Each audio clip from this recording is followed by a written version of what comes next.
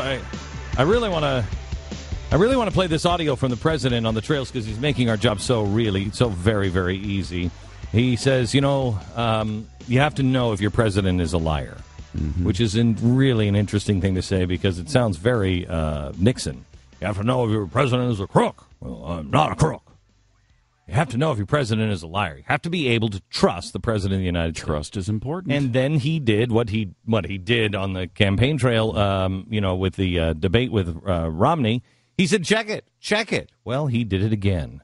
And so we will follow the dictates, because I think the president likes that word, dictate. Mm-hmm. We'll follow the dictates of Barack Obama. Here's what he said on the campaign trail yesterday. There's no more serious issue on a presidential campaign than trust. Mm-hmm. Trust matters. Mm-hmm. And here's the thing.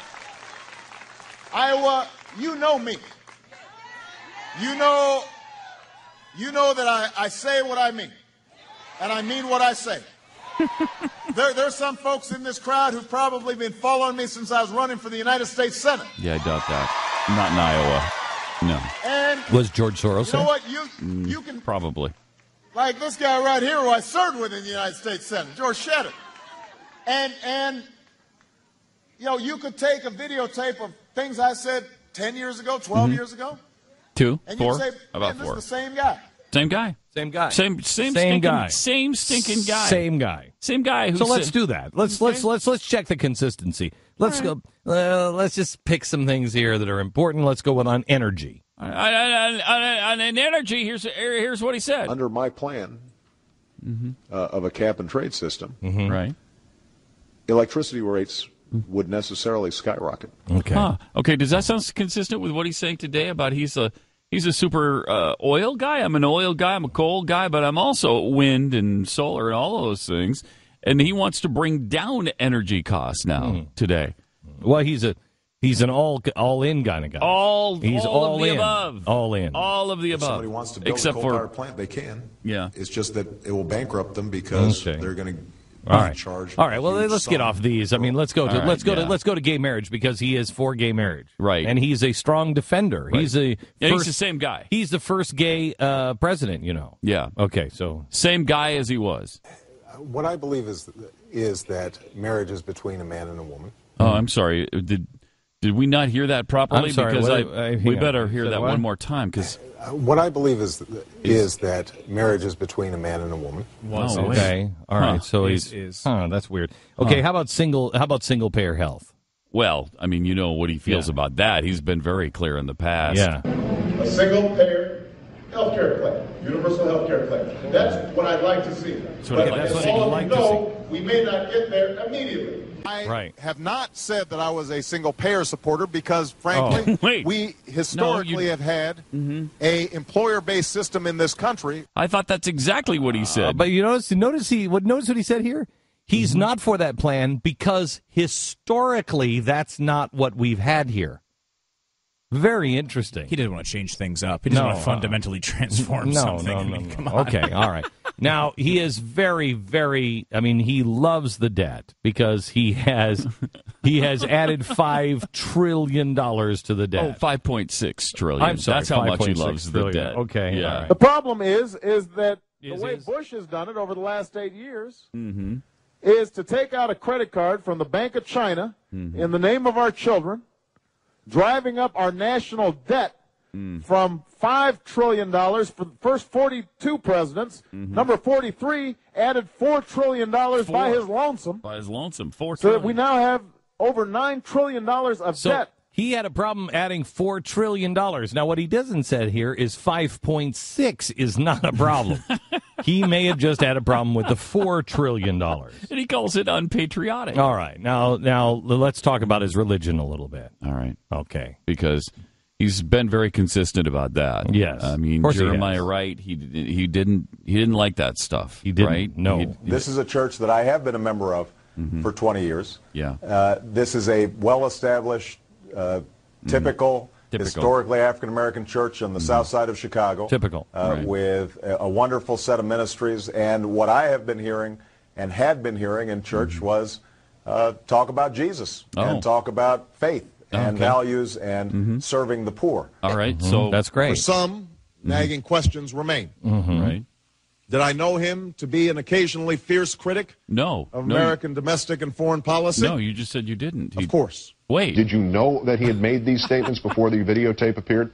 You know, frankly, I didn't. I wasn't in church during the time that these statements were made. Now, did I ever hear him make remarks that could be considered controversial while I sat in the church? No. Well, no, you just Yes. said. Wait. Yes. Oh, what? Wait. I did not hear such incendiary language Wait, I thought myself personally, either in conversations with him or when I was in the pew.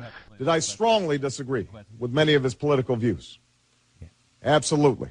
Had I heard those in the church, I would have told Reverend Wright that that I profoundly disagreed with them. They didn't reflect my values, and they didn't reflect my ideals. Okay, he did hear it. He didn't. I'm pretty clear on it. I mean, he. Well, hang on just a second. Let's just really how about didn't. this? Let's just say his political career. Let's just look back at his political career. You're going to run for president. Okay, because that's pretty clear, that's right? Pretty clear. Of course he's going to run for president. He's president. You know, I am a believer in knowing what you're doing when you apply for a job. Okay. And I think that if I were to seriously consider running on a national ticket, I would essentially have to start now. Right, and you're not going to do that. You're not going to do that. Oh, yeah, okay. All right. But that's exactly what you did do. That's exactly what he did. All right. Okay. Well, let's look at international policy. For instance, all right. He strongly believes he's the strongest friend and strongest supporter Israel has ever had. Never been a stronger supporter. Never. He's been very clear on that. And Jerusalem will remain the capital of Israel, and it must remain undivided. It must be undivided. Okay. Must be undivided. Capital of Israel. Capital of Israel. And must remain undivided. The truth is that this was an example where we had some poor phrasing in the speech, and we immediately tried to correct the interpretation that was given. The point we were simply making was that we don't want barbed wire running through Jerusalem.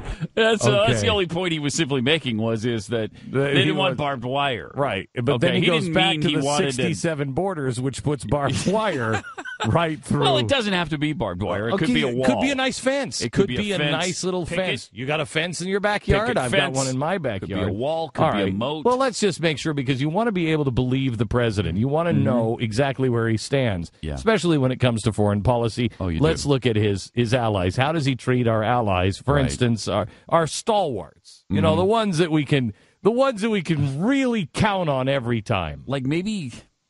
Let's go with Hosni Mubarak. Let's go with Mubarak as an authoritarian ruler. No, I tend not to use labels for folks. Right. Don't use. He has been a stalwart ally in many respects to the United States. So I think he has been a force for stability.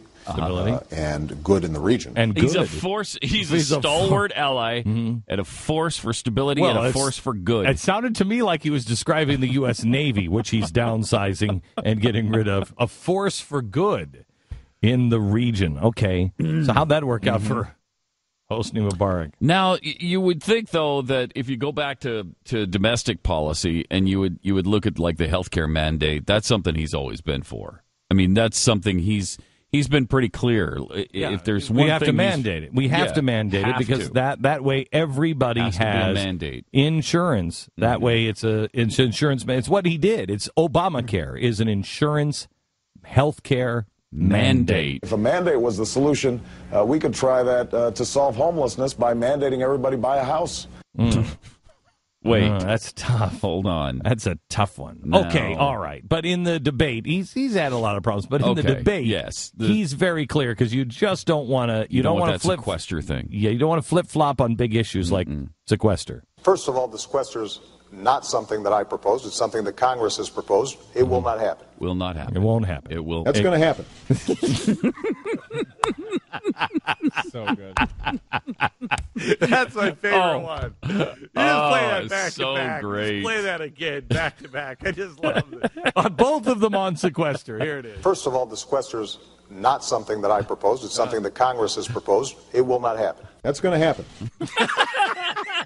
And he's talking about sequestration. It's amazing. But the thing is that's important is you got to be able to trust your president. Yeah, well, the important thing is the same guy is that you can. Is this the important thing that was? Yes. Mm-hmm. That you can trust the president, because trust the president. Just let him be clear. What's important to this president is trust. Is trust. Yes. Is that trust. You trust and him. that is not going to happen. No, I mean, that is going to happen. I mean, I trust him. Right. I mean, I don't trust him.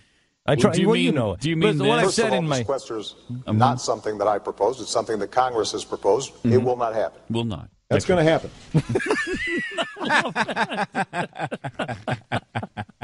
That one is pretty good.